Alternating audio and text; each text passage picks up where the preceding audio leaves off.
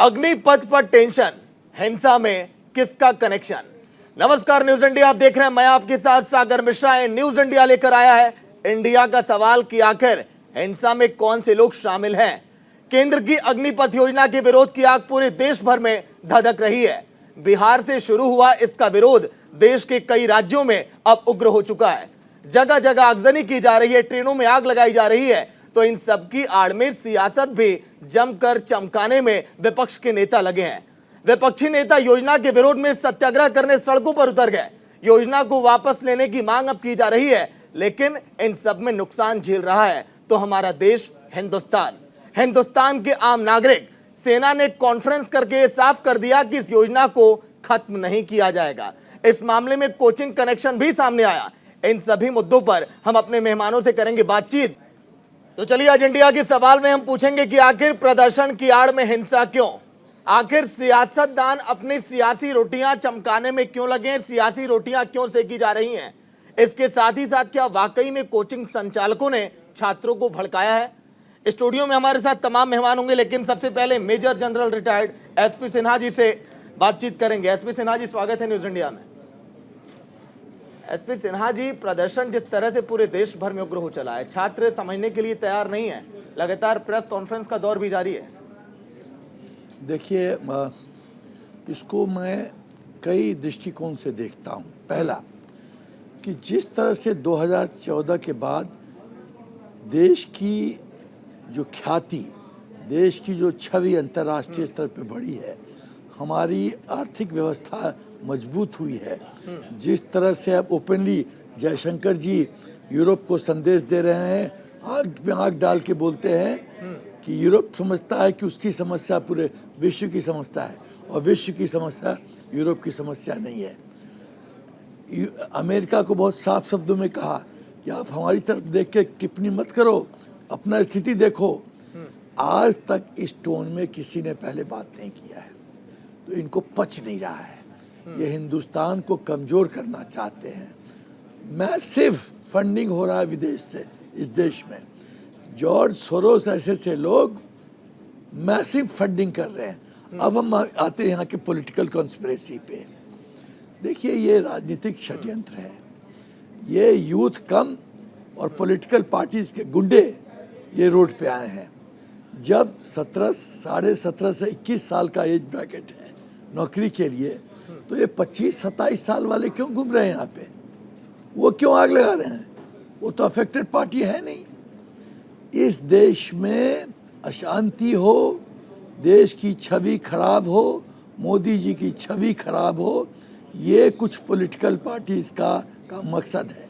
मेरी अपनी सोच है कि अब वक्त आ गया है कि एक बहुत कड़ा संदेश देने की जरूरत है पॉलिटिकल सिस्टम को कि आप दंगा नहीं कर सकते, आप आग नहीं लगा सकते। राइट टू प्रोटेस्ट को रिव्यू करने की जरूरत है। और मुझे लगता है 4 ही जगह कोई विवाद होता है तो उसका 4 ही जगह उसकी चर्चा होनी चाहिए। लोकसभा, राज्यसभा, स्टेट असेंबली और लेजिस्लेटिव काउंसिल।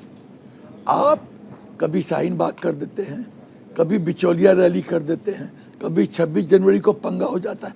मतलब मैं देख रहा हूँ, एक पंगा खत्म नहीं होता है कि ये गिद्ध लोग मौके की ताक में रहते हैं कि सरकार एक फैसला तो ले। इनकी इकोसिस्टम इतनी वेल ऑयल्ड मशीनरी है कि 24 घंटा भी एक्टिवेट हो जाते हैं। सिन्हा जी, जो लोग प्रदर्शन में शामिल हैं उनके प्रवक्ता भी जुड़ चुके हैं। रविंद्र सिंह ढुल, प्रवक्ता कांग्रेस से, कैप्टन शालिनी सिंह, प्रवक्ता आम आदमी पार्टी। बहुत बहुत स्वागत है शालिनी जी, रविंद्र जी। शालिनी जी, राजस्थान में महारैली निकाली जा रही है कि कैसे प्रदर्शन को और भी हवा दी जाए। उसी प्रदर्शन की आड़ में हिंसा हो रही है, सत्याग्रह निकाला जा रहा है। क्या इससे आपको लगता है कि देश भर में हिंसा खत्म होने वाली है? सभी दर्शकों को मेरा नमस्कार। देखिए, हम किसी भी तरीके से हिंसा या इस तरह के हिंसक जो प्रोटेस्ट हो रहे हैं, इनको हम समर्थन नहीं करते। लेकिन सबसे पहले समझने वाली बात यह है कि आज से 4 दिन पहले तक तो ये स्टूडेंट्स, ये जो बच्चे थे, ये तो हिंसा नहीं कर रहे थे। ये सब तैयारी कर रहे थे अपना करियर बनाने के लिए। और आप एक स्कीम लाते हो, पहले तो आपने 2 साल भर्ती बंद रखी, फिर आप एक स्कीम लाते हो जिसमें आप उनको कहते हो कि हम आपको 4 साल के लिए भर्ती देंगे और उसके बाद आपको सड़क पे छोड़ दिया जाएगा। आप कुछ भी करिए। फिर जब लोगों ने उस आवाज उठाई, प्रोटेस्ट किया, तो आपने बोल दिया कि चलो जी हम 21 साल से बढ़ा के उम्र 23 साल कर देंगे। फिर एक दिन के बाद आपने बोला हम 10% सीएपीएफ में दे देंगे रिजर्वेशन, असम राइफल्स में दे देंगे, हम इस फलाना डिपार्टमेंट में दे देंगे। आपने ऐसे ऐसे करके, तो इसका मतलब पहली बात तो आप खुद ही प्रिपेयर्ड नहीं है एज अ गवर्नमेंट, आप खुद प्रिपेयर्ड नहीं है कि आपको रोल आउट क्या करना है। अगर इतनी जल्दबाजी क्यों है आपको रोल आउट करने की, आप पहले उसका एक पायलट प्रोजेक्ट करिए, आप एक उसकी डिटेल स्टडी करिए, आप थोड़ा उसमें देखिए कि इसके फायदे नुकसान क्या है। इस देश में बेरोजगारी बहुत बड़ा एक मुद्दा है। नहीं, अगर यूपी में आम आदमी पार्टी के सभी प्रवक्ता अगर प्रदर्शन करेंगे तो क्या बीजेपी स्टडी करेगी? सुनिए मेरी बात करिए, सॉरी फिर से बोलिए। अगर उत्तर प्रदेश में आम आदमी पार्टी के नेता सड़कों पर उतर के प्रदर्शन में शामिल होंगे, फिर आप कहेंगे कि बीजेपी स्टडी करे? जो बैठ कर बातचीत हो सकती है प्रदर्शन है। डेमोक्रेसी में शांतिपूर्वक प्रदर्शन करना हमारा हक है। तो इनका कहना है कि ऑपोजिशन चुपचाप हाथ पे हाथ धर के बैठ जाए और ये लोकतंत्र में डिक्टेटरशिप करते रहे। कमाल की बात कर रहे हो आप, क्यों नहीं हम आवाज उठाएंगे? मैं खुद एक फौजी रही हूँ, इनकी अग्निवीर का आईएएफ ने रोल आउट किया है।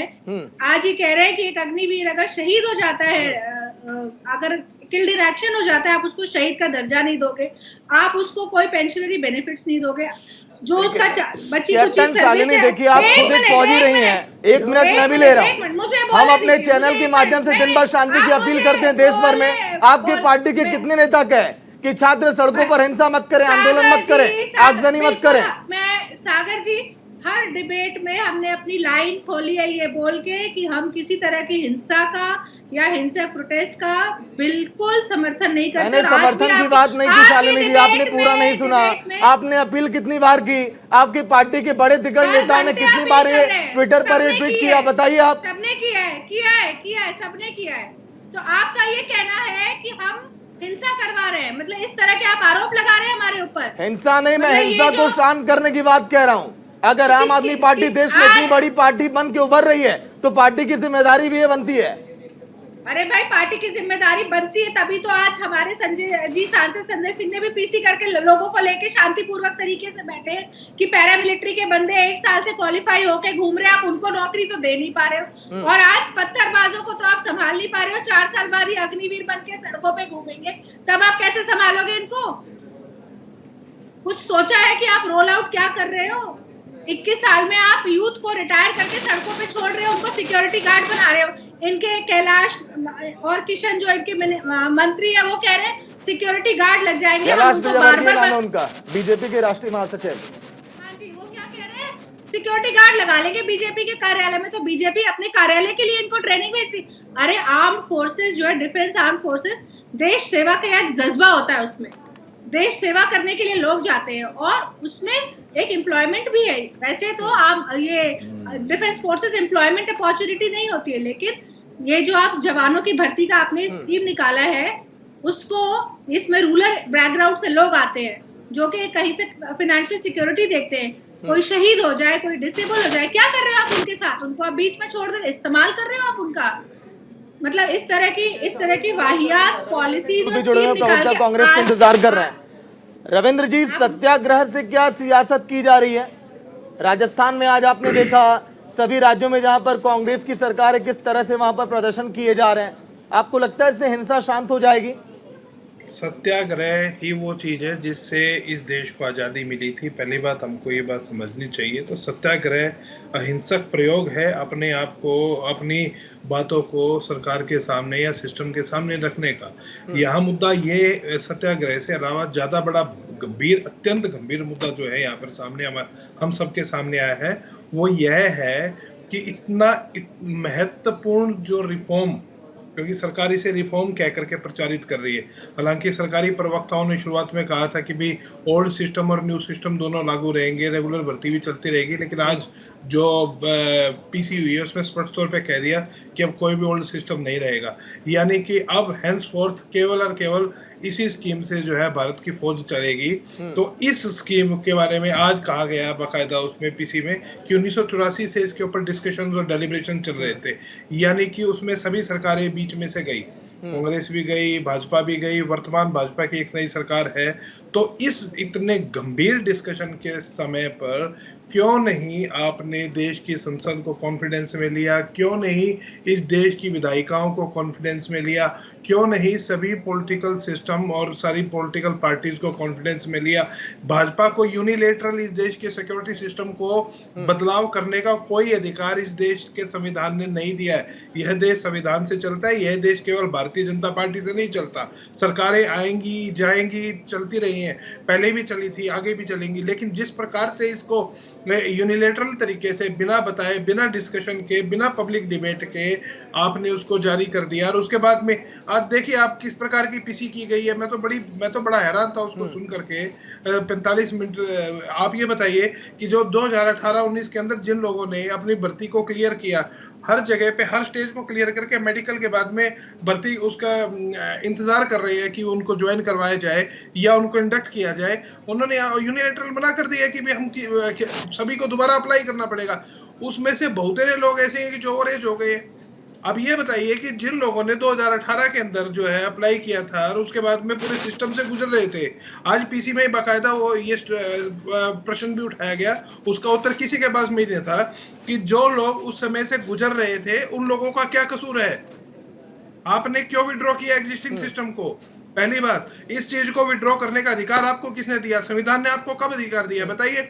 इतना महत्वपूर्ण इस देश के डिफेंस के साथ में जो इन्होंने बदलाव किया है, ये संसद को डेलिब्रेशन के बिना ये कैसे कर सकते हैं? इनको ये अधिकार किसने दिया?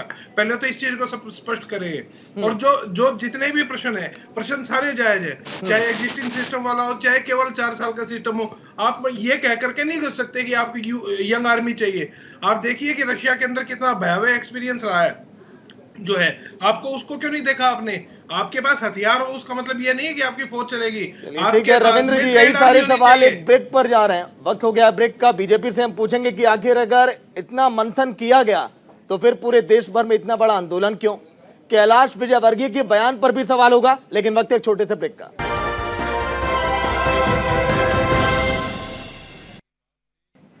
तो चलिए फिर से चर्चा की शुरुआत अब करते हैं। जिस तरह से पूरे देश भर में लगातार हिंसा हो रही है, आखिर हिंसा में कनेक्शन किसका है? और अगर चर्चा की गई तो फिर इतना बड़ा आंदोलन देश भर में क्यों, जो बीजेपी बार बार कह रही है। यासिर जलानी प्रवक्ता बीजेपी से जुड़ चुके हैं, बहुत बहुत स्वागत है यासिर जी न्यूज इंडिया में। Thank you. यासिर जी, आप लोग बार बार यही जिक्र कर रहे हैं कि हमने बहुत चर्चा की, बहुत मंथन किया, बहुत विचार किया, 2 दिनों में लगातार 2 बार प्रेस कॉन्फ्रेंस हो गई, फिर उसके बाद इतना बड़ा आंदोलन कैसे छिड़ गया? देखिए, पिछले 3 दिनों से लगातार टीवी पे चर्चा भी हो रही है, डिबेट का एक विषय बना हुआ है। लेकिन मैं आपको बता दूं कि जो भारत का भविष्य है, युवा जो हमारे नौजवान, जो भारत जिसके लिए अभी जाना जाता है, जाना जा रहा है, वो उनके लिए ये ऐतिहासिक फैसला इस सरकार ने, हमारे प्रधानमंत्री नरेंद्र मोदी जी ने लिया है। और नौजवानों के हक के लिए, क्योंकि हमारे प्रधानमंत्री जी जनमानस के लिए सोचते हैं, भारत के लिए सोचते हैं, और भारत के लोगों ने ही तो उनको चुना है। ये नौजवान जो 17 साल से 21 साल की बात कही गई है, इन्हीं में जब वो वोटर बनेंगे तो वो डिसाइड करेंगे कि भारत के भविष्य का जो अपने सुरक्षित रख सके वो कौन है और उसको अपना भविष्य देना चाहेंगे। तो मैं इसलिए इस बात को ला रहा था कि पिछले 3 दिनों से हमने बताया कि कितनी अच्छी बेनिफिट है, सैलरी पैकेज कितना अच्छा है।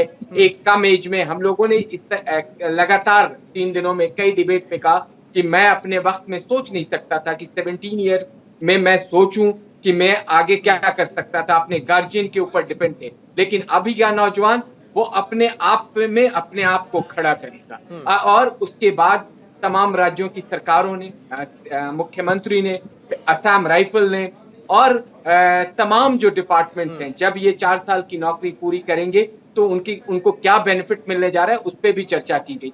उस पर भी चर्चा हुई कि हम जो चौथा बंदा है उसके भविष्य का ख्याल भारत की सेना रखेगी। लेकिन अब मसला है राजनीति का। राजनीति कौन कर रहा है आज जंतर मंतर से दिखाई दिया है। नहीं, लेकिन ये राजनीति 3 दिन पहले नहीं हो रही थी जब छात्र यासिर जी सड़कों पर आ गए। जो चर्चा आप की जा रही है पहले की गई होती तो आप ये भी बात कही है कि इस तरह से मैं उस चर्चे में आ रहा हूँ ना, मैं उस चर्चे में आ रहा हूं। मुझे आप 25 मिनट 26 मिनट के बाद कनेक्ट किए, 1 मिनट सुन लीजिए मुझे। मैं उस चर्चे पे भी आ रहा हूं कि कौन लोग हैं उस मॉब के पीछे, किन लोगों ने उन नौजवान छात्रों के दिमाग में एक तरीके से भारत के खिलाफ खड़ा करने को बाध्य कर दिया। मैं इसलिए बताना चाहता हूं, आज उसकी बानी देखने को मिली है। कांग्रेस की जो नेता हैं प्रियंका गांधी, जिस तरीके से उनकी नफरत, उनका दर्द दिख रहा था, जंतर मंतर पे रैली कर रही थी, उन विपक्ष और कांग्रेस का एक एजेंडा है मौजूदा प्रधानमंत्री से नफरत और इस सरकार को उखाड़ फेंकने का उद्देश्य, जो अभी के टाइम में तो पूरा नहीं होने जा रहा है, क्योंकि इनके पास ना नीयत है, ना नीति है, ना एजेंडा है। ये कंधों पे रख के राजनीति करने वाले जो लोग हैं, जो बच्चों को सहारा बना रहे हैं, जो बच्चों में अपना वोट बैंक देख रहे हैं, ये किसी तरह जब भी भारत की सरकार ने कोई किसी भी कार्यक्रम को, किसी भी अपने किए हुए शानदार कार्यक्रम को सामने रखा है, इन लोगों का एक एजेंडा है, उसके खिलाफ खड़े हो जाना, झुंड बना के खड़े हो जाना। किस तरीके की बात दिग्विजय सिंह कह रहे थे। दिग्विजय सिंह ने जो बात कही है वो भारत के खिलाफ जाती। इनका एक झारखंड का एमएलए है इरफान अंसारी, वो कह रहा था कि खून से सड़कें लथपथ हो जाएंगी। आप नौजवान सेना से, मुझे मालूम है कि कांग्रेस पार्टी, अभी मैं कांग्रेस की प्रवक्ता को भी सुन रहा था, तो वो किस पे सवाल उठा रहे थे। जो आज प्रेस वार्ता हुई है, प्रेस वार्ता भारतीय जनता पार्टी का नेता कर रहा था कोई, या प्रेस वार्ता हमारे भारत के जो रक्षक हैं, हमारे भारत के तो देखिए छात्रों के मान सम्मान पर कितनी ठेस पहुंच रही है। क्या सिक्योरिटी गार्ड वो बनने के लिए आएंगे 4 साल के लिए? सुन लीजिए, आपको अगर कोई एक एग्जाम्पल दे रहा है, उन्होंने भी किसी ऐसे एग्जाम्पल में ऐसी कोई बात नहीं कही है जिसको आप किसी तरह का सवाल उठाएं। वो भी उनके भविष्य को सजाने के, उनके भविष्य को बनाने के लिए एक अपने भाषण या अपने कहीं किसी पत्रकार ने सवाल पूछा है, उसके जवाब में उन्होंने ये बात कही है। लेकिन क्या मुख्यमंत्री पे आपको यकीन नहीं है? भारत के तीनों सेना के चीफ पे आपको यकीन नहीं है? सेना लगातार आपसे आपके नौजवानों के भविष्य के लिए आके प्रॉमिस कर रही है कि हम जो स्कीम लेके आ रहे हैं, जो अग्निपथ स्कीम है, जो अग्निवीरों के लिए है, वो अनुभव और साहस और जोश का की तरह। अरे ये तो आपकी राजनीति का हिस्सा है। आपका मुख्यमंत्री गणतंत्र दिवस को भी, गणतंत्र दिवस में जो आके आंदोलन कर सकता है, वो तो इस पे चर्चा ही ना करे। आम आदमी पार्टी तो इस पे चर्चा ही नहीं करे। आप तो वो लोग हैं जिसके दिल्ली की सरकार में 42 के 42 एमएलए अपराध में मुलविस हैं, अपराध में उनका केस दर्ज है। आपके पंजाब का एक मंत्री जेल में बंद है, आपका दिल्ली का स्वास्थ्य मंत्री ईडी ने गिरफ्तार किया हुआ है। आम आदमी पार्टी की जो राजनीति है वो तो इस पे लाए नहीं। देखिए रविंद्र जी से जवाब ले लेते हैं। यासिर जी, रविंद्र जी, सियासत चमका रही है प्रियंका गांधी, पीएम नरेंद्र मोदी और बीजेपी की नीतियों का विरोध करने के लिए कुछ और विकल्प नहीं है, इसलिए कांग्रेस ऐसा कर रही है। के माध्यम से बता दूं कि ये स्कीम खत्म नहीं होने जा रही है। ये अग्निपथ स्कीम के तहत ही सेना की अब भर्ती होगी। आप राजनीति करते रहे, हम नौजवानों के भविष्य के साथ आप जैसी गिद्ध राजनीति से खेल खेलने नहीं देंगे, जो आम आदमी पार्टी, कांग्रेस और विपक्ष कर रही है। जो एनएसयूआई के छात्र गुंडे बन के लड़कों को भड़का रहे हैं, कोचिंग संस्थाएं भड़का रही हैं, वो सब गिरफ्तार किए जाएंगे, जेल भेजे जाएंगे, क्योंकि नौजवानों के भविष्य के साथ उसी को खेलने नहीं दिया जाएगा। ये आप ध्यान रखें। और ये जो अग्निपथ स्कीम आई है, इस स्कीम में आप जैसे लोग सिर्फ इसलिए, आप जैसे जो लोग हैं ना, इस पे किसी तरह की बात करते रहे, नौजवान इसके साथ खड़ा होगा। इसकी भर्ती तो शुरू होने दीजिए, इसकी भर्ती शुरू होने दीजिए। जगह नहीं मिलेगी नौजवानों के दिल में। भारत की अस्मिता और अखंडता बसती है। आप जैसे लोग उन्हें नफरत के रास्ते पे ले नहीं जा सकते। जिसका एक एमएलए कहता है कि सड़क की खून से लथपथ कर देंगे, इसका सवाल भी वही नौजवान। यासिर जी, बहुत सवाल उठा लिए सर, हो गया। देखिए आपको लेट से जोड़ा गया तो पूरा मौका भी दिया गया। जो आपके सवाल है रविंद्र सिंह बैठे हैं जवाब देने के लिए, मैंने कह दी। रविंद्र सिंह को भी सुन लेते हैं। यासिर जी, रविंद्र जी बोलिए। कैलाश विजयवर्गीय जी चौकीदार बना रहे हैं भारतीय जनता पार्टी के कार्यालय में। एक और इनके मंत्री है, इनके एक और मंत्री हैं जो कि कोई बार्बर बना रहा है, तो कोई कुछ बना रहा है, कोई कुक बना रहा है बैठ करके। ये सम्मान दे रहे हैं सेना को, और ये सम्मान की बात करते हैं। भारतीय जनता पार्टी ने नहीं बनाई इस देश की सेना, इस देश की सेना इस देश में बनाई है। इस देश आपने अपने नेता को याद करिए, संदीप दीक्षित को, जिसने सेना के जवानों को सड़क छाप कहा है। आप तो बोल नहीं सकते, आप बोल नहीं सकते। ये देखिए, दो घोषित दफ्तर के अंदर चौकीदार बनाने की बात कर रहे एक साथ हैं लड़ने और की आप कोशिश कर रहे हैं। लेकिन भारतीय हमें जनता पार्टी नफरती राजनीति से दिक्कत है, अखंडता के हमें खिलाफ इन खड़े नफरती होने वालों गिद्धों को की कुचलना राजनीति से जानती है, दिक्कत है। ये गुड़ से और समर्थकों भारत से के दिक्कत है नौजवानों हमें। के साथ खड़ी है। भारत के नौजवानों हमें इन गुड़ से समर्थकों से दिक्कत है, क्योंकि इनको गांधी से दिक्कत है। बदला लेंगे, उनके भविष्य के साथ खिलवाड़ आप बदला लेंगे, आप बदला ही ले सकते हैं, क्योंकि आप गुड़ से समर्थक हैं। बख्शेंगे नहीं। ये आप अहिंसा की बात नहीं करते, आप हिंसा की बात करते हैं। आप कहते हैं, आप ये कहते हैं कि जो भाजपा को समर्थन नहीं करता उसे इस देश में रहने का अधिकार नहीं है। आप वो लोग हैं। आप सर्जिकल इस देश के संविधान के ऊपर बैठ करके खाने वाले गिद्ध हैं आप। इस देश के संविधान को नोच नोच करके खाने वाले गिद्ध। भारत के लोग और भारत का बात करते हैं अपनी उसकी, याद रखिएगा। राजनीति की बात करते हैं आप। बात सच, इस देश के संविधान को नोच नोच करके खाने वाले गिद्ध हैं। भारत की संपत्ति, मैंने कोई भी ऐसी बात नहीं की जिससे किसी को ऑब्जेक्शन हो। यहाँ बैठ करके भाषण पे आया जा रहा है। कांग्रेस के एनएसयूआई के गुंडे, मैंने बिल्कुल स्पष्ट तौर पे देखिए यास्मीन जी, रविंद्र जी, बड़ी उम्मीद के साथ ही डिबेट किया गया था कि जो हिंसा पूरे देश भर में हो रही है, जो आंदोलन हो रहा है, आप लोग एक रास्ता देंगे, हिंसा शांत होगी, लेकिन आप लोग खुद इस तरह से माहौल बनाने में लगे हैं। देखिए, राजनीति अब नहीं चाहिए। एसपी सिन्हा जी भी डिबेट में बैठे हुए हैं। उत्तर दीजिए आप। एसपी सिन्हा जी, राजनीति से परे जो बीजेपी के नेता कैलाश विजयवर्गीय कह रहे हैं, जो कांग्रेस कर रही है, जो आम आदमी पार्टी कर रही है, क्या ये सब सही है? देखिए, कैलाश जी का वक्तव्य मैंने नहीं सुना है। नहीं, कैलाश जी ने क्या बोला वो मैं आपको बता देता हूं। कैलाश जी ने कहा कि 4 साल के बाद उन्हें हम नौकरी दे देंगे, बीजेपी दफ्तर के बाद सिक्योरिटी गार्ड वो बन जाएंगे। देखिए, एक शब्दों के उसका जो है, एक शब्द पे उसका खिचड़ी बनाना मत शुरू कीजिए। मैं सबसे महत्वपूर्ण बिंदु पे आना चाहता हूँ कि सेना में ऐसे ऐसे प्रपोजल का सिस्टम क्या है फैसला लेने का, वो टीवी पे ये सब चीज़ डिस्कस नहीं होता। मैं उस पर टिप्पणी करने जा रहा हूँ।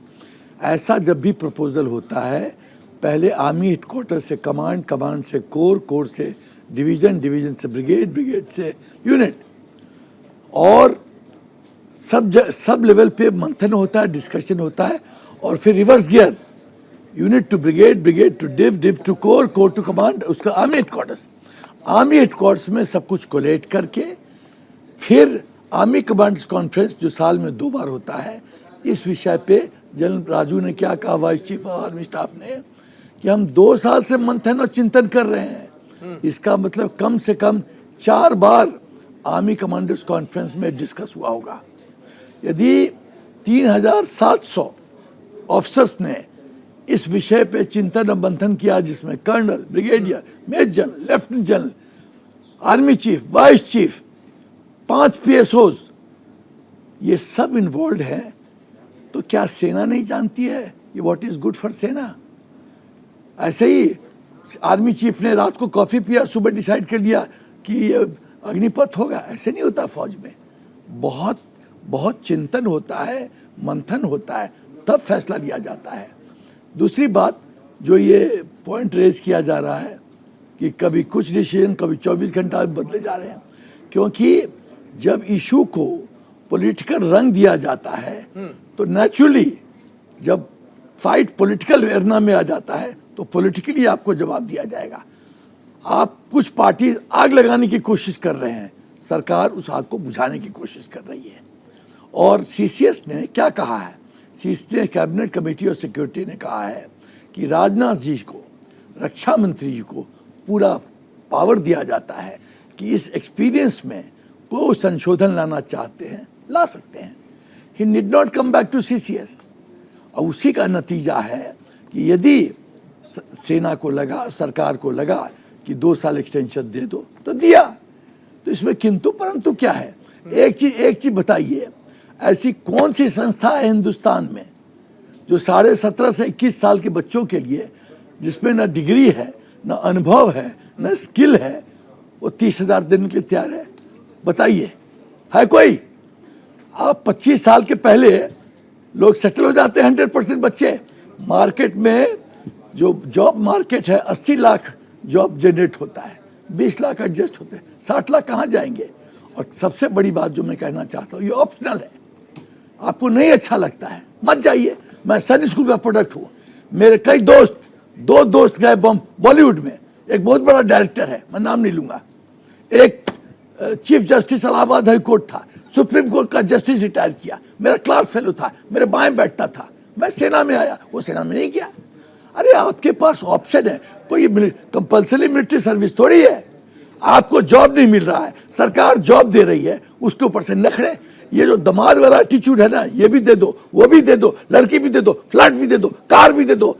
अरे यार, और उसके बाद 4 साल के बाद मेरा क्या होगा? अरे इतना चिंता है तो जाओ दूसरा रास्ता लो। कोई 28 नहीं देने के लिए तैयार है आपको, और सरकार इतना दे रही है। और 4 साल के बाद 23.5 लाख रुपया दे रही है। अरे अपने पाँव पे मैं दीवार का एक पिक्चर का डायलॉग कोट करना चाहता हूँ। जब अमिताभ बच्चन ने पूछा शशि कपूर से कि मेरे पास तो बंगला है, ये तेरे पास क्या है? और मेरे पास माँ है। जब 4 साल के बाद ये बच्चे निकलेंगे तो पूछा जाएगा तुम्हारे पास क्या है? तो बोलना, उसको बोलेगा ये लोग, मेरे पास 4 साल आर्मी का ट्रेनिंग है, अनुशासन सीखा है मैंने, कमिटमेंट सीखा है, लॉयल्टी टू देश सीखा है, लीडरशिप सीखा है, ये सब सीखा है।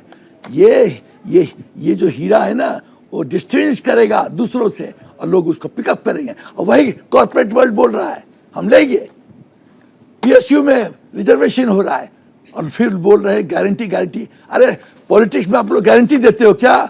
जो झोला आपको कैरी कर रहा है ना, बना 2 गारंटी एमएलए बनाएंगे, 2 गारंटी एमएलए बनाएंगे, एमपी बनाएंगे, मिनिस्टर बनाएंगे। वहां तो पूरा जिंदगी भर झोला कैरी करता है, यहाँ तो 23.5 लाख मिल रहा है। क्या बकवास हो रहा है? एसपी सिन्हा जी, रविंद्र जी और कैप्टन शालिनी कुछ कहना चाहती हैं आपके जवाब पे। कैप्टन शालिनी पहले आप। तो मैं बहुत देर से इनको सुन रही थी, इन्होंने बहुत सारी बड़ी बड़ी बातें की। पहली बात तो कोई बड़ी बड़ी बातें नहीं कैप्टन। अब आप बीच में मत बोलिए, आप बोल रहे थे, मैं सुन रही थी, ये बदतमीजी। ठीक है, शब्द की मर्यादा रखते हुए डिबेट हो तो बेहतर है। अब तू कैप्टन तू है क्या मेरे सामने? मच्छर कैप्टन तू क्या है मेरे सामने? व्हाट आर यू मेरे सामने? I am general officer. तू क्या कैप्टन है? आम आदमी पार्टी की झोला कैरी करने वाली। सब गली में दारू का दुकान खोल रखा है, सब गली में दारू का दुकान खोल रखा है। शब्दों की मर्यादा में डिबेट बेहतर है। सुन दिल्ली को बर्बाद कर दिया। कैप्टन शालिनी सब गली में दारू का दुकान खोला है, देश को बर्बाद कर दिया तुमने। ऐसे पता कुछ नहीं है, पता कुछ नहीं, बकवास करती है। क्या जानती है फौज के बारे में तू? कैप्टन शालिनी एक पॉइंट क्या जानती है फौज के बारे में तू? कैप्टन शालिनी तू क्या जानती है फौज के बारे में? कितना साल कैप्टन शालिनी, कैप्टन शालिनी बकवास बंद, बकवास करती है। सुन लेते हैं कैप्टन शालिनी। चुप हो जा तू। कैप्टन शालिनी, चुप हो रविंद्र जा। जी आपका जवाब लूंगा। मच्छर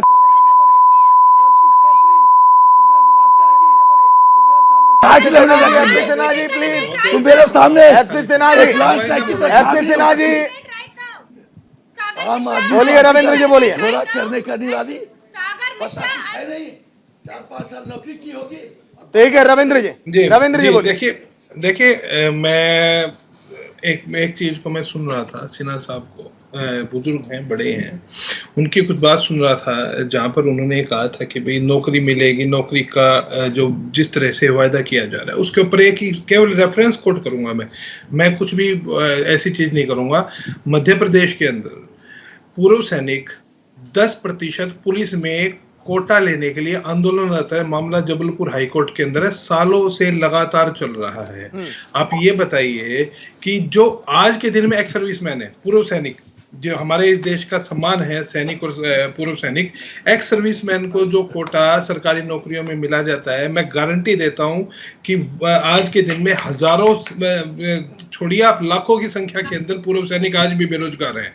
ये एक फैक्ट है। उनमें से कुछ हजार को तो मैं भी जानता हूं। देखिए मैं ये नहीं कहता, सरकार की एक ड्यूटी है, सरकार की ड्यूटी है। आज सेना ने बिल्कुल स्पष्ट तौर पे कहा कि भी हम एक सभी स्टेक होल्डर से रिक्वेस्ट करेंगे कि भी भविष्य के अंदर अगले 4 4-4.5 साल के अंदर इन सबको जो है इंडक्ट किया जाए सिविल लाइन के अंदर।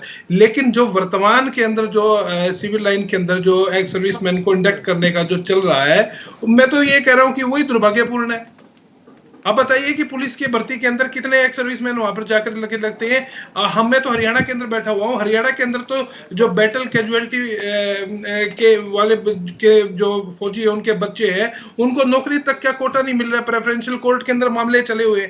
मतलब ये कहना डिबेट्स के अंदर या ये अपने प्रेस कॉन्फ्रेंस के अंदर कहना और प्रैक्टिकल जमीन के ऊपर इंप्लीमेंटेशन के अंदर दिन रात का फर्क है।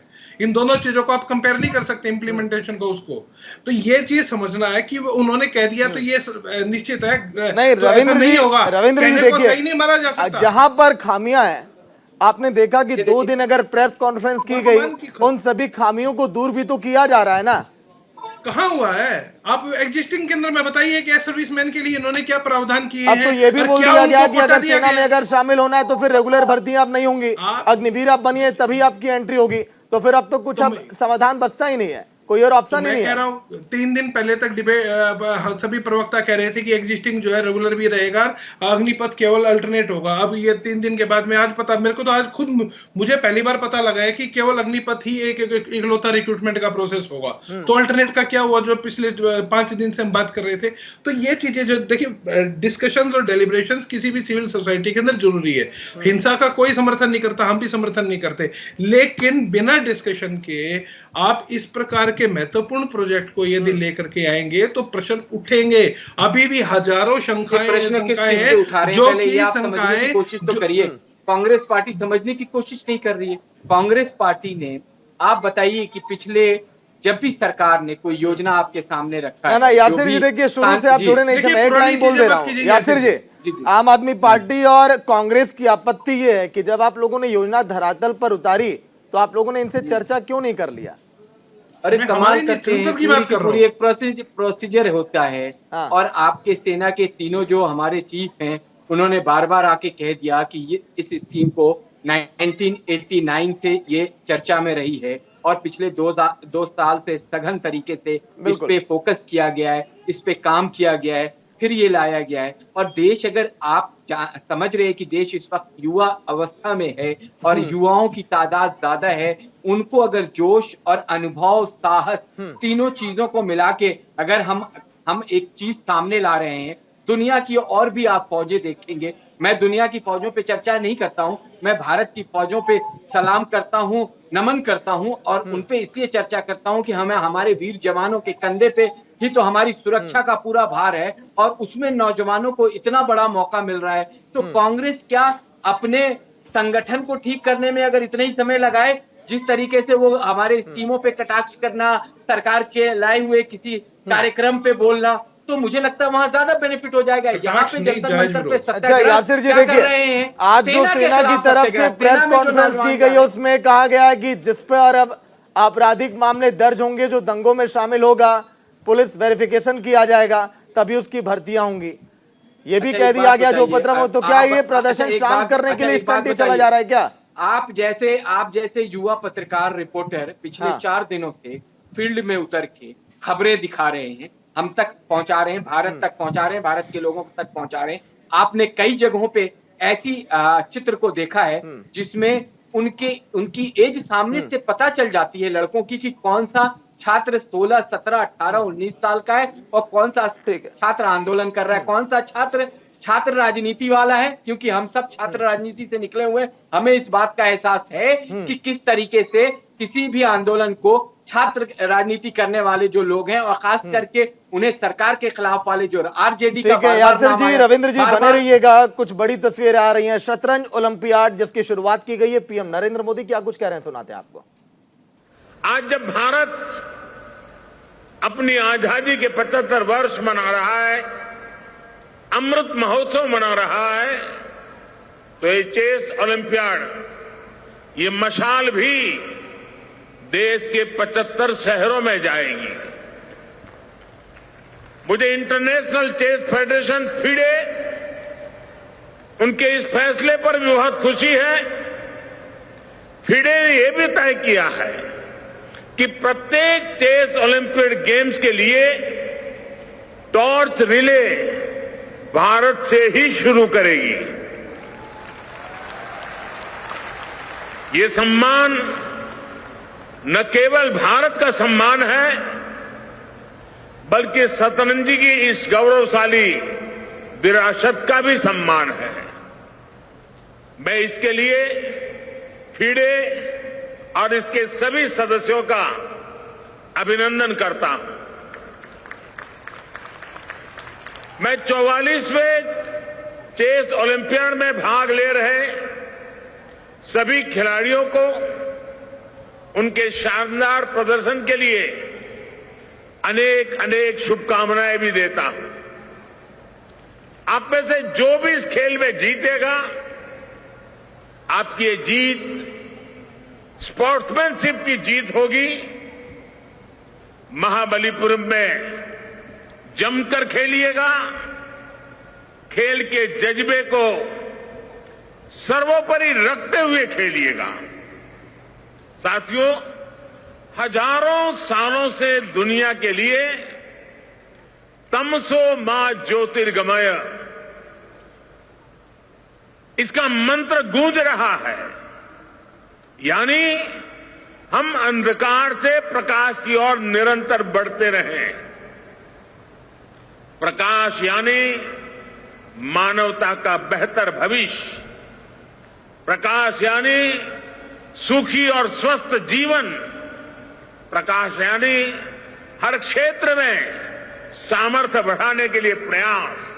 और इसलिए भारत ने एक और मैथ, साइंस और एस्ट्रोनॉमी जैसे क्षेत्रों में अनुसंधान किए, तो वहीं आयुर्वेद, योग और खेलों को जीवन का हिस्सा बनाया। भारत में कुश्ती और कबड्डी, मलखम ऐसे खेलों के आयोजन होते थे ताकि हम स्वस्थ शरीर के साथ सामर्थ्यवान युवा पीढ़ी को तैयार कर सकें। वहीं एनालिटिकल और प्रॉब्लम सॉल्विंग ब्रेन्स के लिए हमारे पूर्वजों ने चतुरंग या शतरंज जैसे खेलों का आविष्कार किया। भारत से होते हुए शतरंज दुनिया के अनेक देशों तक पहुंचा और खूब लोकप्रिय हुआ। आज स्कूलों में चेस युवाओं के लिए, बच्चों के लिए एक एजुकेशन टूल के रूप में भी इस्तेमाल हो रहा है। शतरंज सीखने वाले युवा अलग अलग क्षेत्रों में प्रॉब्लम सॉल्वर बन रहे हैं। चतुरंग की बिसात से लेकर कंप्यूटर पर खेले जा रहे डिजिटल चेस तक भारत हर कदम पर शतरंज की इस लंबी यात्रा का साक्षी रहा है। भारत ने इस खेल को नीलकंठ वैद्यनाथ, लाला राजे बाबू और तिरुवेंकटाचार्य शास्त्री जैसे महान खिलाड़ी दिए हैं। आज भी हमारे सामने उपस्थित विश्वनाथ आनंद जी, कोनेरू हम्पी, विदित, दिव्या देशमुख जैसी अनेक प्रतिभाएं शतरंज में हमारे तिरंगे का सम्मान बढ़ा रही है। अभी मैंने कोनेरू हम्पी जी के साथ चेस में सेरेमोनियल मूव का भी दिलचस्प अनुभव लिया है।